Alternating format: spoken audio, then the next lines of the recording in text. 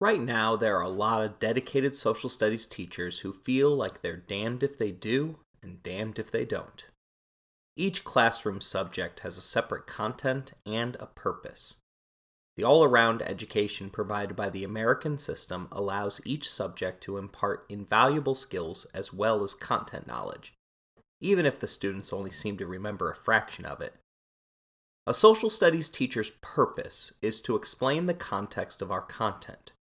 We take pride in being able to distill the complex into something that is understandable and digestible for our students' grade level. For history teachers, there is an assumption that our content is static and unmoving. After all, what we teach is the past. It has already happened. As humanity changes, however, our understanding of the past changes. Sometimes this is because new information has been uncovered. Other times it's because we have evolved in our understanding of where we are at as a people. The concept of critical race theory has seeped into America's culture wars. The concept, which is typically taught in advanced college courses, suggests that racism remains alive and well in our country, and many of the reasons that minority communities are so far behind is because of ongoing systemic racism. My department talked extensively going into the year about whether we would be challenged by students regarding the issue. While each of us were convinced that we don't teach critical race theory, we do go quite in depth into how Reconstruction managed to reinvent many of the conditions inherent to Southern slavery.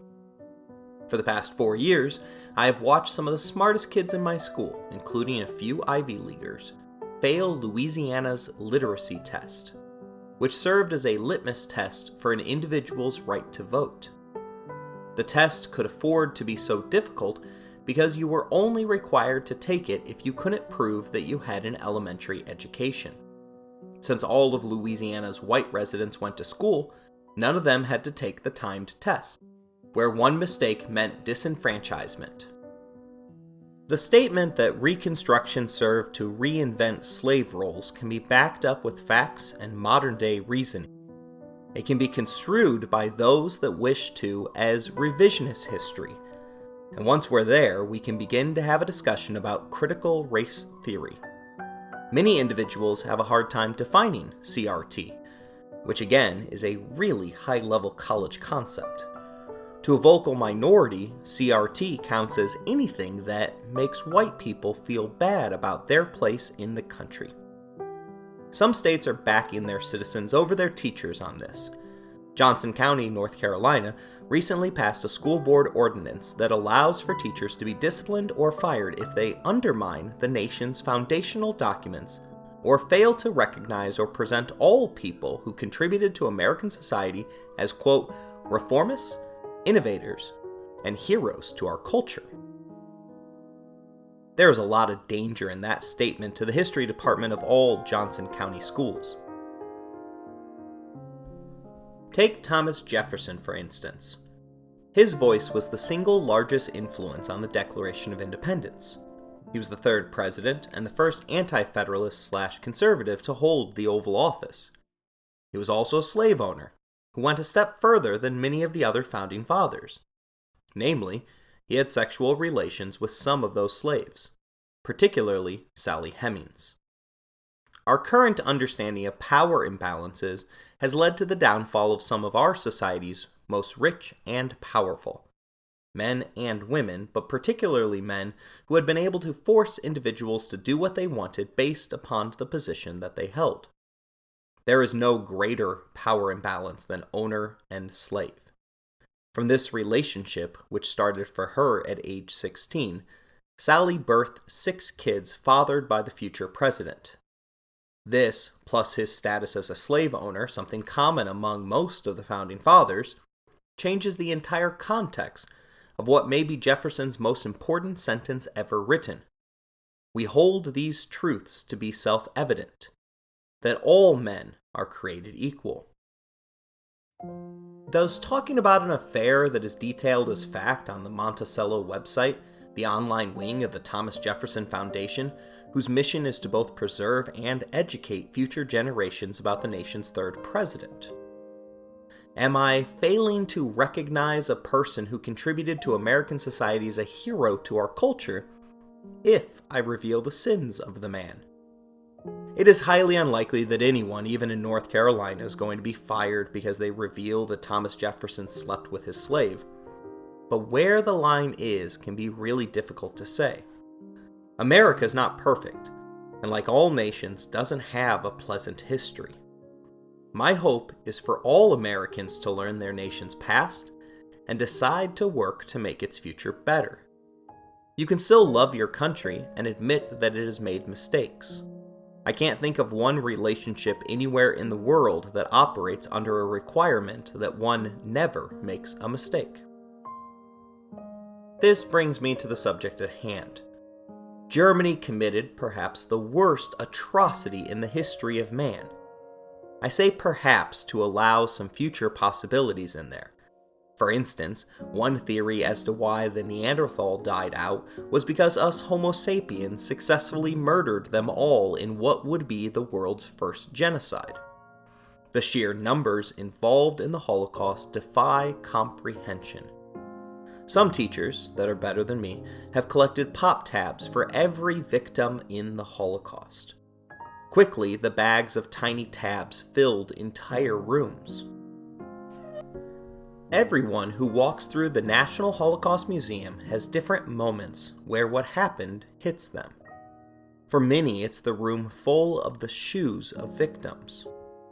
For others, it's the opportunity to stand in an actual rail car that transported prisoners to the camps. When one thinks about 6 million lives lost, it is nearly impossible for the human mind to comprehend. When it is put into proper context, the tragedy only grows in stature. Prior to Germany's efforts, it is estimated that there were 16.6 million Jews worldwide, with 9.5 million residing in Europe. That means that Hitler's policies resulted in the death of 2 out of every 3 European Jew, and 37% of the entire world's population. He was nearly successful in his efforts to eradicate the ancestors of the world's oldest Western faith. Germany doesn't hide from this fact. Instead, they focus on it. When I had my first German exchange student in class, I was curious and asked them to describe Holocaust education in their home country. Hearing the answer has allowed me to share with freshman students who regularly voice the question over how Germany teaches this tragic event. Lars Rensmann is a German educator who teaches political science at the University of Munich. He points out that Germany mandates the teaching of the Holocaust, and that most students have visited at least one preserved Holocaust camp or national museum, of which Germany has more than any other nation. This jived with what my German exchange student told me. Still, there are shortcomings. Rensmann mentions that Germans don't invest as much time studying history as others do. But all students in Germany at least must confront their nation's past. It is a core pillar of their education system. The International Holocaust Remembrance Alliance boils down the significance of quality Holocaust education. Bear with me while I summarize their justifications, which include an understanding that genocide is a process rather than a spontaneous sudden event. Additionally, it is a study that illustrates the roles of varying factors in the disintegration of democratic values and human rights. It provides a reminder that decisions have consequences. It also allows learners to more critically interpret viewpoints that may be used for manipulation. It challenges manifestations of prejudice, stereotyping, xenophobia, and racism. Lastly, the Alliance reminds us that the commemoration for the victims of this tragic event helps learners build the necessary understanding to engage with the emotional labor that forms a part of studying sensitive or traumatic history. The Holocaust is a part of human history.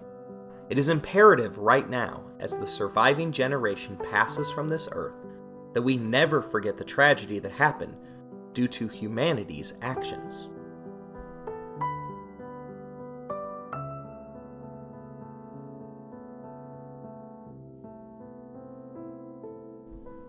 This is episode 5 in our series on Adolf Hitler. The Holocaust, Hitler's War Against the Jews.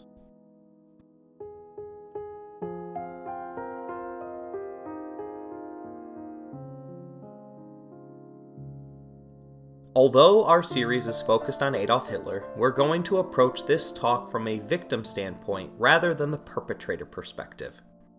The structure of this discussion will follow the format of the way I teach the Holocaust with my students. First, we'll entrust the listener with a purpose. Secondly, we'll bust some common myths and misconceptions. Then, we'll detail the phases of the Holocaust. And finally, we'll attempt to put it all in context, the most important job that us history teachers have. My Holocaust professor at Indiana University offered up 2 challenges to his students. The first was to deny the denialists. Disturbingly, there are still individuals out there who continue to deny the existence of the Holocaust. Every once in a while, they'll make a public appearance. One of the more famous instances of this involved actor Mel Gibson. Although he has claimed to not be a denialist, some of his drunken statements that were caught on tape suggest that he may believe what his father was proud of saying out loud, that the Holocaust never happened. 25 European countries have joined Israel in having laws that criminalize the act of Holocaust denial. Iran's former president, Mohammed Ahmadinejad, had to secure special permission to travel to host nation Germany for the World Cup, as he had not only denied the Holocaust, but had offered a monetary award for anybody who could successfully prove it. It doesn't matter what the monetary amount of the prize is, it's impossible to prove the opposite of reality. The Germans weren't interested in hiding their actions. They were proud of their actions. There are countless testimonials to the events of the Holocaust, including survivor testimony, such as the 23rd Psalm, testimony from the victims, such as Anne Frank's diary, confessions of the perpetrators, including the Nuremberg trials, and first-hand testimony from the liberators. We have identified the victims and can match the names of those that perished up against the Nazis' own records. We know where most of the mass graves are. We have turned the death camps into memorials, and we can both see and touch some of the most insane aspects of the Holocaust. Take, for instance, the story of Ilse Koch, the bitch of Buchenwald. She was the wife of the commandant of the Nazi death camp. Beyond the wife of a powerful man, she was a self-proclaimed Nazi, having joined long before she met her husband. She also served as an SS overseer at the camp, which was one of the jobs that the normally traditionalist Nazis thought were appropriate for women. The Jewish Virtual Library details why Koch remains famous well beyond her death, telling us that she was especially fond of riding her horse through the camp, whipping any prisoner who attracted her attention. Her hobby was collecting lampshades, book covers, and gloves made from the skins of specially murdered concentration camp inmates and shrunken human skulls. Ilse Koch would specially select prisoners with distinctive tattoos on her rides around the camp. Her taste for collecting lampshades made from the tattooed skins was described by a witness at the Nuremberg trials after the war. The finished product, i.e. tattooed skin detached from corpses, were turned over to Koch's wife, who had them fashioned into lampshades and other ornamental household articles. That's right, there was a woman who liked to read books, whose covers were made out of the remains of humans, while sitting next to lampshades which were made out of the skin of victims that she had personally chosen. The Jewish Virtual Library continues. In the book Sidelights on the Koch Affair by Stephen Heyman, the author pointed out that the disgusting detail that the Koches had lampshades made from human skin did not distinguish them from the other SS officers. They all had similar artworks made for their families' homes. It is more interesting that Frau Koch had a lady's handbag made out of the same material. She was just as proud of it as a South Sea Island woman would have been about her cannibal trophies. The point here is that we don't just have stories. We have the literal evidence. So much evidence of it that you would have to be absolutely insane to not believe it. Every angle is covered. Perhaps that's what allows denialists to continue to deny. Remember that Hitler pointed out in The Big Lie that even when faced with incontrovertible evidence, some remnant of the lie always remains. I have yet to meet a denialist in person, but I watched a fellow teacher, a strong man in his 60s, cry when confessing to me after an adult ed lesson on the subject that his mother was a denialist. The second challenge provided by my professor was to not let one man take responsibility for what was everyone's fault. It is too easy and convenient to merely blame Hitler for the Holocaust. For the thousands of individuals who risked everything to stop the Holocaust, there were millions more that were actively participating in it. There were even more than that ignored it, showcasing a level of ambivalence for human life that ought to terrify us. Don't get me wrong, there are degrees of evil within this spectrum, but everyone that failed to act against the Holocaust bears some level of guilt over the event. The Nazis and their fear are the top perpetrators of this sinister and twisted blame game. Just blaming Hitler, though, allows Joseph Mengele to avoid the notoriety and shame for his actions. A doctor by trade, Mengele became a medical officer first in 1943, before being assigned to Auschwitz after 2 years of service. Besides operating the gas chamber that ended countless lives, Mengele took the opportunity to use prisoners for human experimentation. Proving a hollowness in his taking of the Hippocratic Oath, which proclaims that a doctor's duty is to first do no harm, Mengele dutifully conducted experiments that appear to have been designed to first and foremost inflict pain. Mengele was particularly interested in twins. He would separate the two victims and then proceed to torture one in order to see if their twin could feel the pain of their sibling. He also sought to discover ways to produce more twins, so that the German people could grow their population more rapidly. In just one day, Mengele killed off 14 sets of twins. If one succumbed to whatever experiment he was performing at the moment, he would kill off the remaining sibling so that the autopsy had a scientific control to compare to. Mengele is so evil that the 20th century X-Men franchise utilized him in the creation of Magneto's backstory. After all, only evil could create evil. Showcasing the typical lack of guilt for Nazi actions, Mengele earned the nickname Angel of Death for his perfectly clean white lab coat and his sunny disposition, as he liked to whistle while selecting which inmates would be the next to die horrifically. He was just one of the death camp's 8,400 workers who worked together systematically to murder 1.1 million out of the 1.3 million forced residents of Auschwitz. The nations that Hitler accumulated as part of his German Anschluss policy all quickly flipped on their fellow citizens. When the Führer had lived in Vienna, it had been the kindness of Vienna's Jewish shopkeepers that had allowed him to scrape together his meager existence. In 1938, Austria was home to 190,000 Jewish residents, roughly 3% of that nation's total population. There were 440 synagogues and 34 different districts in which Jews practiced their faith. At this point in time, they had called Austria their home for more than 800 years. Far from the outsiders that Nazis had alleged they were. By 1942, it's believed that there were only 2,000 to 5,000 Austrian Jews remaining within the country. Nazi records report that over the next 3 years, they would come in contact with at least 2,000 of the initial survivors of the first wave of the Holocaust. This blindingly quick liquidation of the population indicates that the local population was more than just a willing participant. They were eager for bloodshed.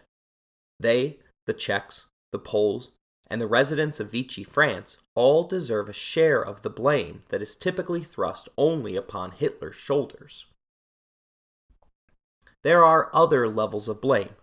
Allied nations such as the United States, Great Britain, and the USSR ultimately put a stop to the Holocaust. That, however, doesn't mean that they are blameless. Collectively, the Allied nations ignored the genocide for far too long. Hitler's policies, beginning with discrimination as well as euthanasia and forced castration, drew worldwide press attention. The New York Times ran 1,200 stories about the Holocaust. But even they can fall short when we look at it retrospectively. Of those 1,200 stories, only 26 were on the front page. In fact, historian David Wyman lumps a lion's share of blame on the New York Times, claiming that no other paper was in a better position to shine a necessary light on what was happening in Europe. But they fell short, due to individual decision-makers and a belief in maintaining the appearance of objectivity as well as a healthy profit margin. The U.S. government surely didn't do enough to end the suffering in the camps that they knew about. This decision to do the minimum was purposefully strategic. The highest levels of the military regularly rejected requests from the World Jewish Congress and the War Refugee Board to bomb concentration camp gas chambers, or at the very minimum, the railway lines that brought victims to the prisons. Depending upon the request, the military claimed either that their bombers weren't accurate enough for the task, or that their planes were already too busy with other mission objectives that took priority. In reality, they greatly feared the propaganda gift that an accidental bombing of a camp barrack would give to the Germans. This strategic decision to prioritize ending the war as quickly as possible allowed the Nazis to continue bringing new victims to the death camps, right until the very end. Faced with the realization that Hitler could only win one of his two wars, he chose to prioritize the eradication of the Jewish people over the preservation of his Germans. America did free camps that weren't out of their way. The 42nd Rainbow Division were the liberators of Dachau. One of the most interesting pieces of evidence for the Holocaust comes in the form of what is known as liberators' testimony. Soldiers of all ranks weren't properly prepared for the sights of thousands of walking skeletons when they broke down the barbed wire to enter the camps. I've read a number of pieces of liberator testimony, and one of the most shocking things is how many of them start their foreword exactly the way that Holocaust survivors do. It typically involves an apology from the author, who then expresses a desire to rid themselves, sometimes 30 to 40 years after the war, of the near nightly visions of the horrors that they witnessed. The hope is that putting the story to page will offer some sort of catharsis to their mind and soul. The History Channel weaves together a number of the 42nd's experiences to tell us, quote, "When the American GIs entered the concentration camp, they found piles of naked corpses, their skin stretched tight across impossibly malnourished bodies. In interview after interview, the soldiers described the dead bodies being stacked like cordwood, a metaphor that unintentionally robbed the fallen prisoners of their remaining humanity. But for the soldiers to think of those bodies as fully human at that moment would have been too much to bear." End quote. Professor John McManus tells us that, quote, "Everywhere you turned was just this horror of bodies, and people near death or in a state of complete decrepitude that you couldn't even process it." In one of the liberators' testimonies that I have my students read, a soldier describes bonding with a malnourished Muslim over a small piece of chocolate during a quiet moment during which the soldier had thought he had escaped the horrors laid out in front of his eyes. The guilt that that soldier felt comes across clearly in his retelling of the moment. Unable to speak to the man in his language or to his experiences, the soldier experienced a desperate desire to aid and understand, but he lacked the capability to do either. When he wrote about the experience 30 years later, he still lacked the capacity to understand. Could we have done more? Absolutely. But there were those among us that not only didn't summon enough courage for the moment, instead these individuals lamented that they couldn't collaborate. Take, for instance, Henry Ford. As the leading innovator of the assembly line and the patriarch of Ford Motor Company, Ford had a megaphone at least as large as the New York Times. A close friend of Ford wrote in his private diary describing a camping trip in 1919, during which Ford attributes all evil to Jews or to the Jewish capitalists. The Jews caused the war, he writes. The Jews caused the outbreak of thieving and robbery all over the country. The Jews caused the inefficiency of the Navy. These thoughts were far from private. In 1920, the newspaper that Ford purchased began publishing a series of articles which claimed a vast Jewish conspiracy was infecting America. More than 500,000 copies were sent across and displayed in all of Ford's Motor Company's holdings. Clearly, Germany never had a monopoly on anti-Semitism. Professor of Judaic Studies, Hassan Diner, even reveals that in 1920, a rising Adolf Hitler was, quote, inspired by Ford's writings. Ford is even personally mentioned in Mein Kampf, and the Fuhrer granted him the highest honor they could when they made him the first American recipient of the Grand Cross of the Supreme Order of the German Eagle in 1938. The Detroit Jewish News published an article entitled, "It's Time to Truly Face the Hatred of Henry Ford," in which the paper writes that there is no way to know how many Jews, Roma, gays, and other civilians perished at the hands of the Nazi regime as a result of Henry Ford's hatred.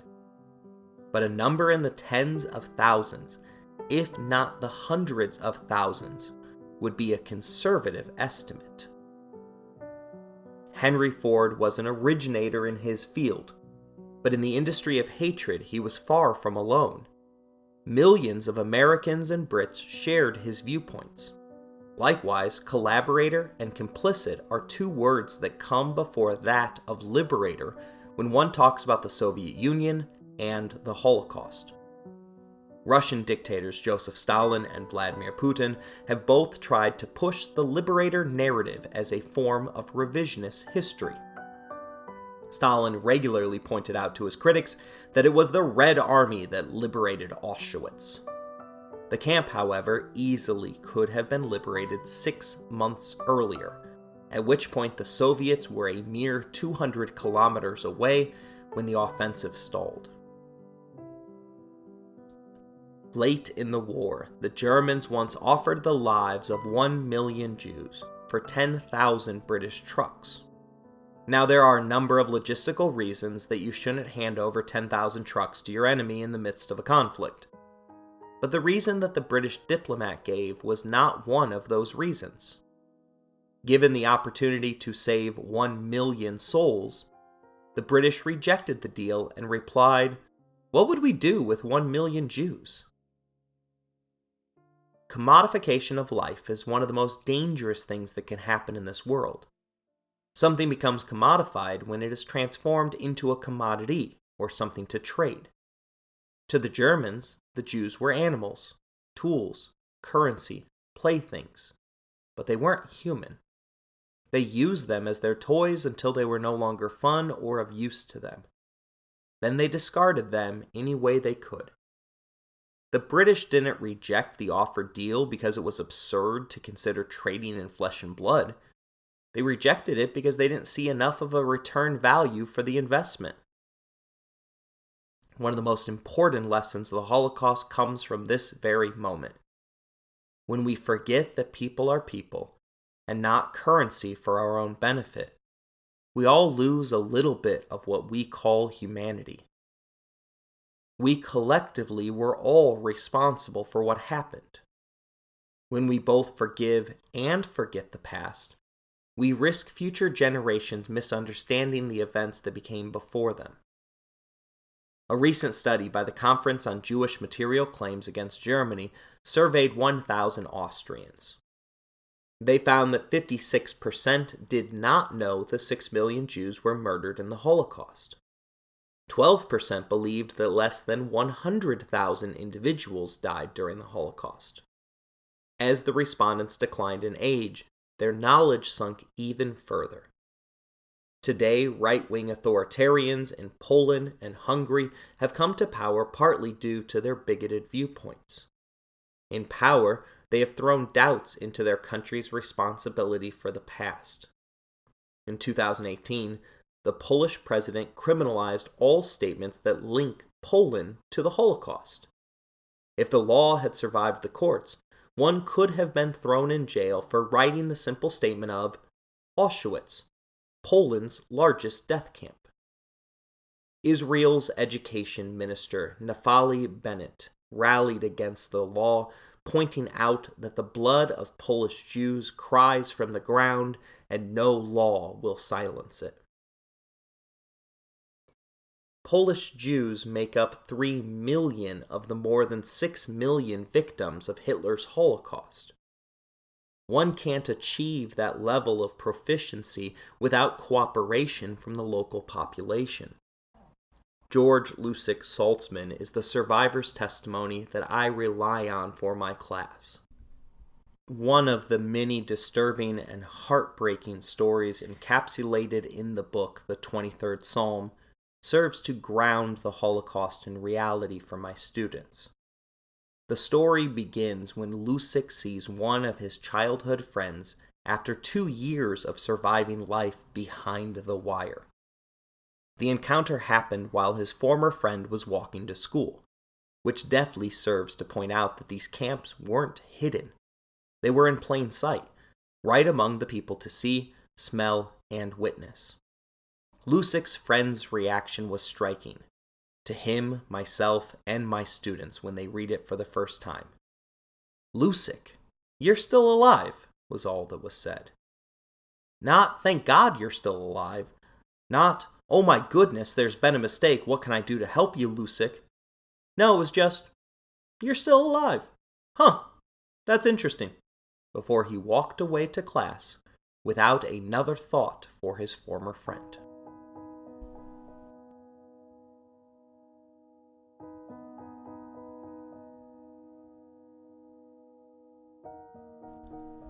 Anti-Semitism has deep roots that go back to the beginning of the Jewish people. In Europe, that anti-Semitism can be traced back to the Jews being handed the role of moneylenders during the Middle Ages, as well as blatant racism that emanated from the pulpits of Christian churches. I go into significant depth on the role that Christianity played in anti-Semitism on the first episode in our series on the Spanish Inquisition. If you're interested in that topic, I would encourage you to give it a listen.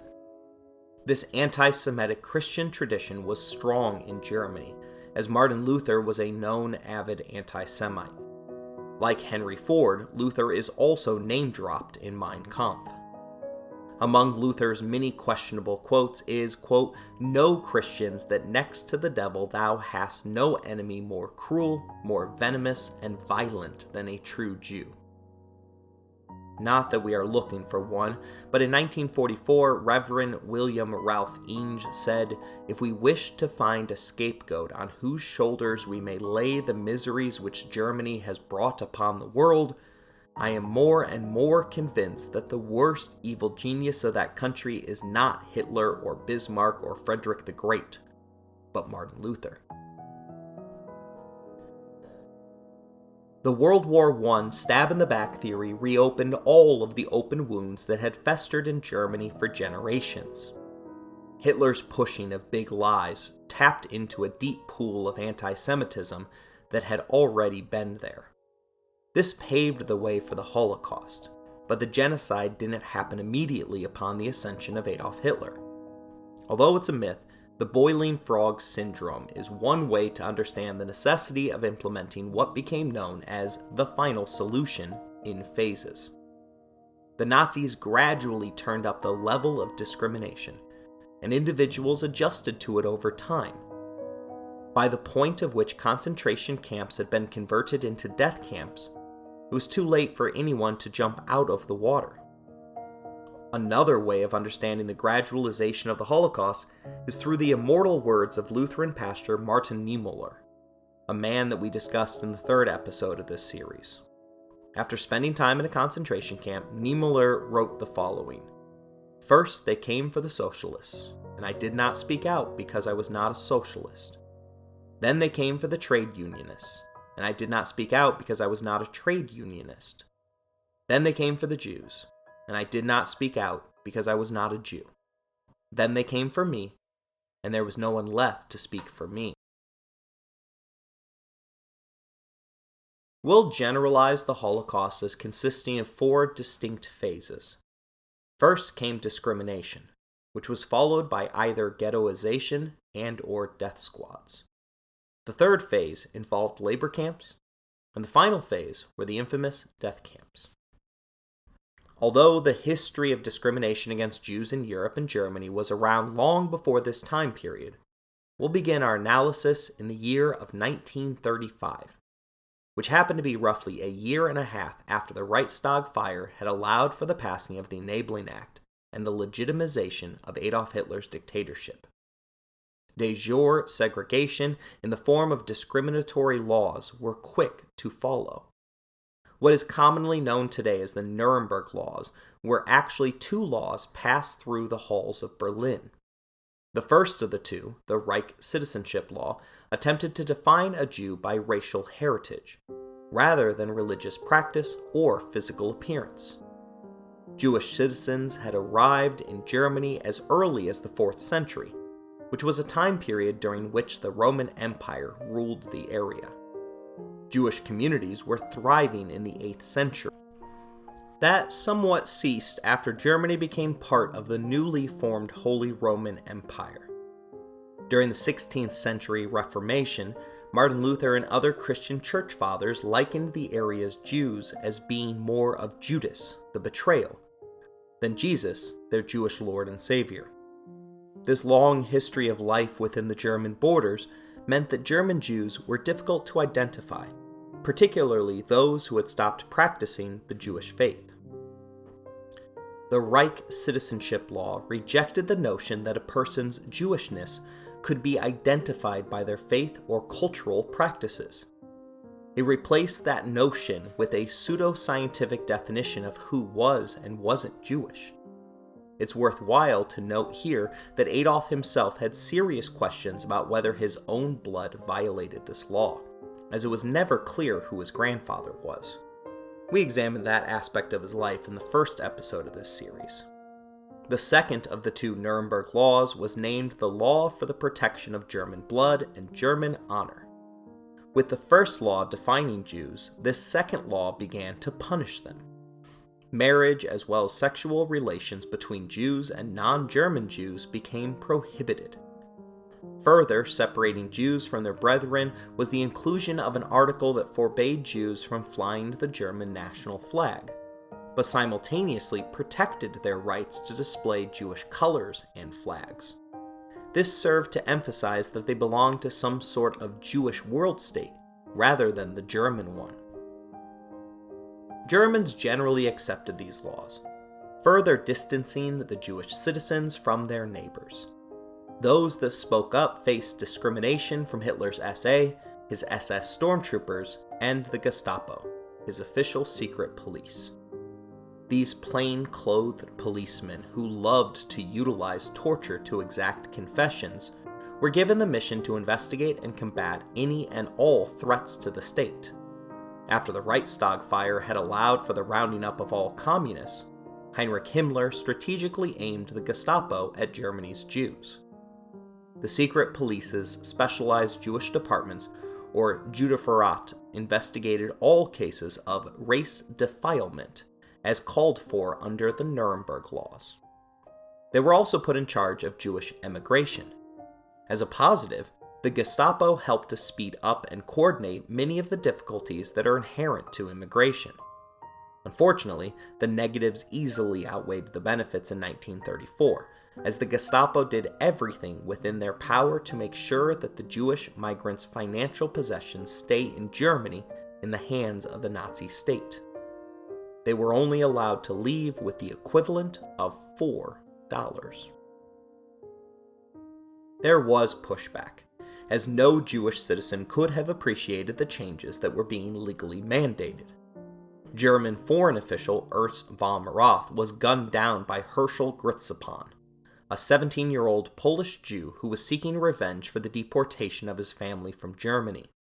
12,000 Polish Jews had been arrested, stripped of their property, and herded aboard trains headed from Germany to their homeland as part of the roundup. They found no refuge when they reached Poland, which refused to admit them. The Polish Red Cross embraced them and led them to their refugee camps. But like most resettlement camps, the conditions were awful.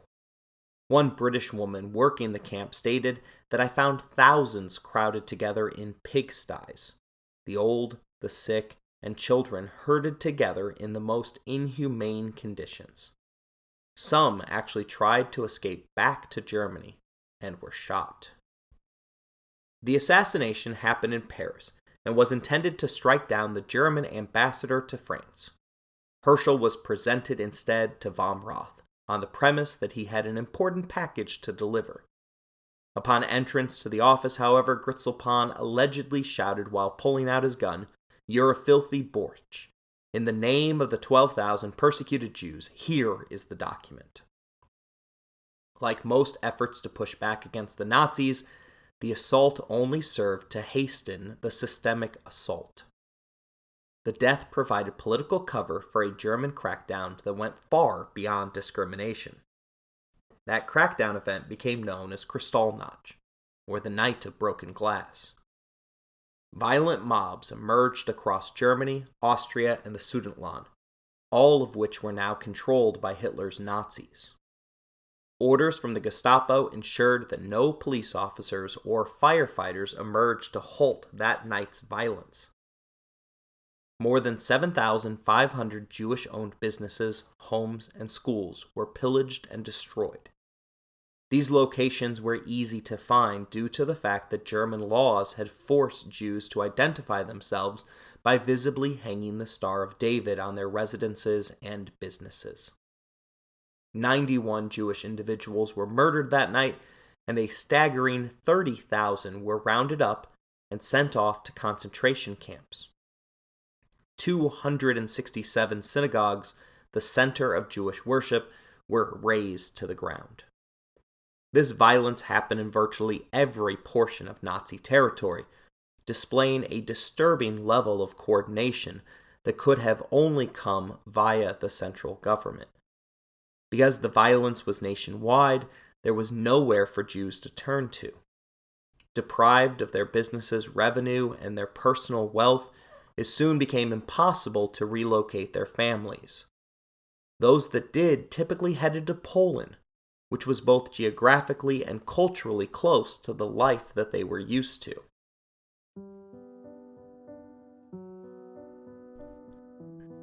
Many of my students hear about this phase of discrimination and either respond that they would fight back or simply move really far away.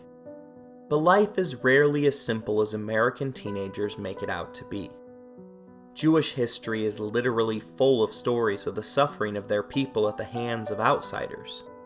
My world history class begins to learn about this as early as the Egyptian enslavement of the Jews prior to Moses' arrival on this earth. We also talk about the Roman discrimination that results in the trial of Jesus of Nazareth and the diaspora that forced them to abandon their traditional home in the Middle East. We even provide testimony to the sacrificial deaths of the Jews at the hands of the Romans in the Colosseum and in the aftermath of Nero's Great Fire. This depressing storyline continues with pogroms by crusaders on their way to liberate the Holy Land during the Middle Ages. To be Jewish is in part to understand and survive discrimination. Many families in the 1930s believed that the discrimination that came with Hitler's Reich was just another phase, one that would pass, just as all the others had. Those that decided to leave had to make a difficult decision. Travel in the 1930s wasn't as easy as it is now. The decision to move from Germany to America was prohibitively expensive and meant that you had to permanently abandon your friends and family. You would have to start over in a new country with a new language, with no friends or family to depend on. Worse, you had to start over with no financial means to your name, as the Nazis confiscated all of your accumulated wealth on your way out. Those that did leave typically remained geographically close. In the 10 months after Kristallnacht, 115,000 Jews left German territory. 14,000 went as far as Shanghai. 27,370 came to America, which filled the entirety of the low US quota. And tens of thousands went to Western European countries and Palestine. Those that fought were arrested or killed, as there was no organization capable of delivering spontaneous rebellion. For those that sought safety in Poland, Belgium, and France, the Holocaust immediately followed them to their new home.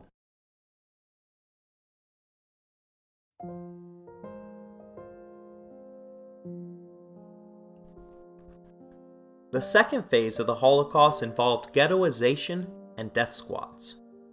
This was essentially an either-or situation. Poland was invaded on September 1st, 1939. The first ghetto was created in Poland in October of that year. The term comes from the 16th century, when the leaders of Venice, Italy, forced that city's Jews to live in a specific quarter. Americans typically use the term as a slur, but it is common throughout European cities to still see the term ghetto on a street sign or map.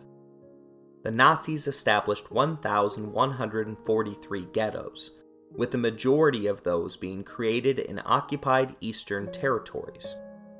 The largest ghetto was the Warsaw Ghetto, which at one point had 400,000 Jewish residents, crammed into 1.3 square miles.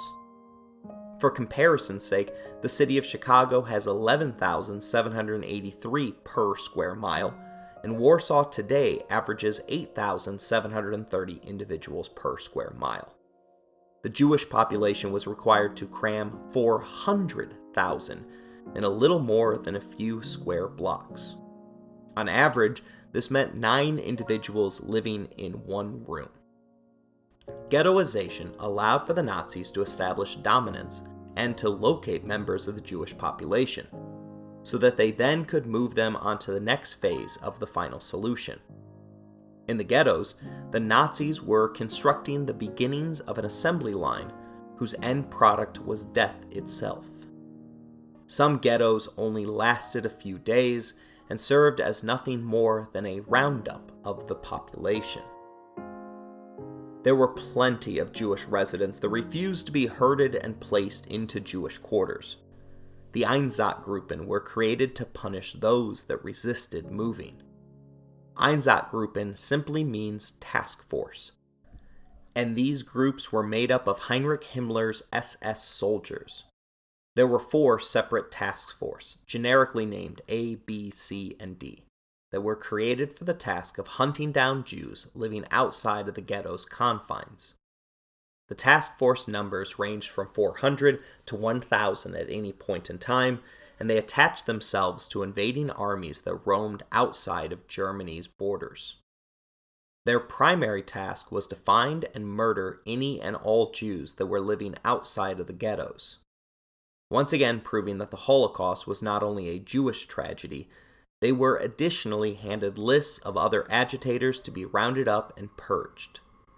This included aristocrats, priests, government officials, business people, teachers, and physicians.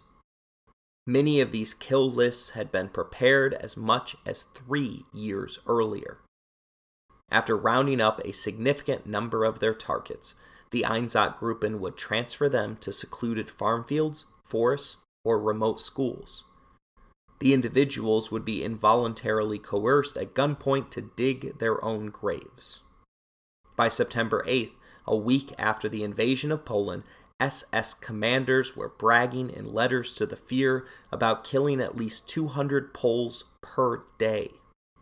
By September 27, an Einsatzgruppen commander claimed that only 3% of the Polish upper classes remained alive. Such was the effectiveness of the kill squads. By the end of 1939, the Einsatzgruppen had killed 35,000. The task forces mimicked many of the euthanasia policies that had been put in place by the Nazis in Germany. For instance, individuals with mental illnesses were culled from the population. In 1941, the death squads were utilizing trucks equipped with mobile gas chambers. During the early portion of World War II, the Einsatzgruppen were used to keep Jewish citizens in fear. Jewish residents that were found out after curfew, or just in the wrong place at the wrong time, were murdered and had their bodies put on display in the ghetto to be viewed by the members of the ghetto. Hasheshes Hapsovich took a photo of Jews being marched together out of the city of Kiev to the Baba Yar ravine. The photo shows bodies that have been clearly placed strategically along the path of the planned march. The message was clear: stay in the ghetto and follow the rules, or risk your life in a deadly game with the professional death squads.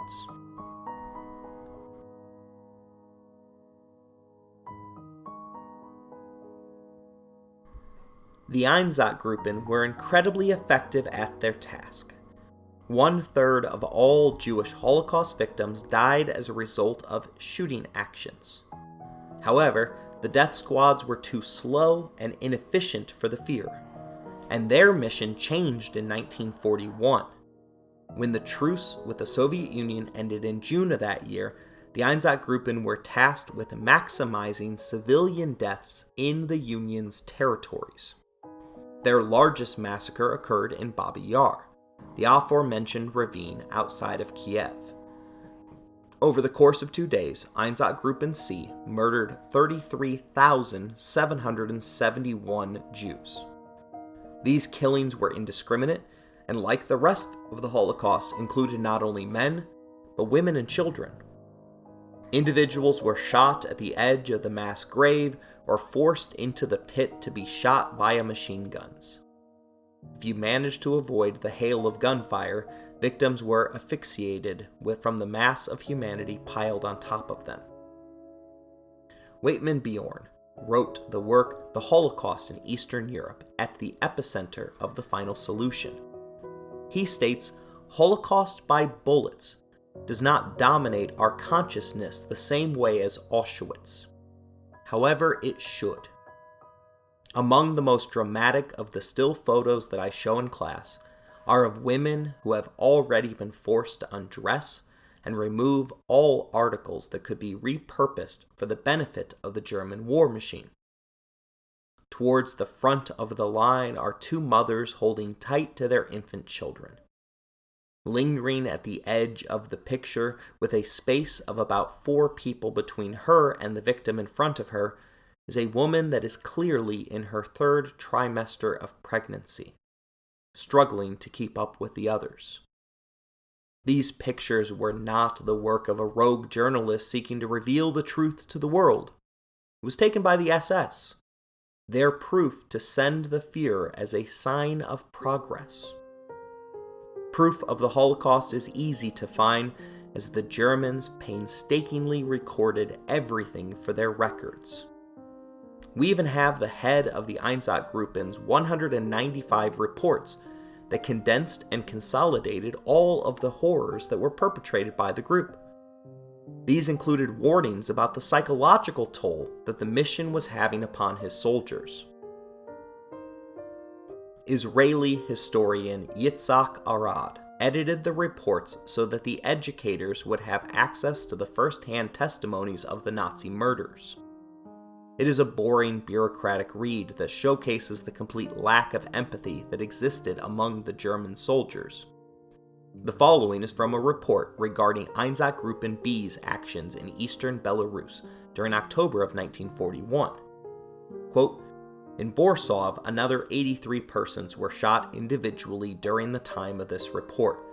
They were seditious Jews, former NKGB agents, and communist functionaries. 2 large-scale actions were carried out by the platoon in Krupka and Schulzepane. 912 Jews were liquidated in the former and 822 in the latter. The Krupka district can now be considered free of Jews. The complete liquidation of all Jews in the 2 villages was deemed necessary in order to deprive the numerous partisans and parachutists in these parts of any assistance which the Jews in particular had given most persistently.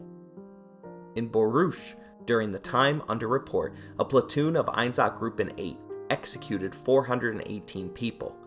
Among them were rebellious Jews and persons who had shielded former Red Army soldiers or who had acted as spies for the partisans. Some of those executed had committed anti-German agitation, conducting whisper campaigns and distributing leaflets. On October 8, 1941, the complete liquidation of the Jews in the Witzbach ghetto began owing to the imminent danger of epidemics.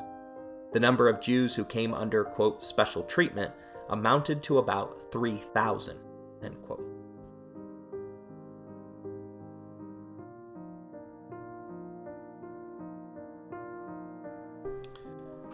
The Einsatzgruppen and ghettos showcase the second phase of the Holocaust, but that's not where it stopped.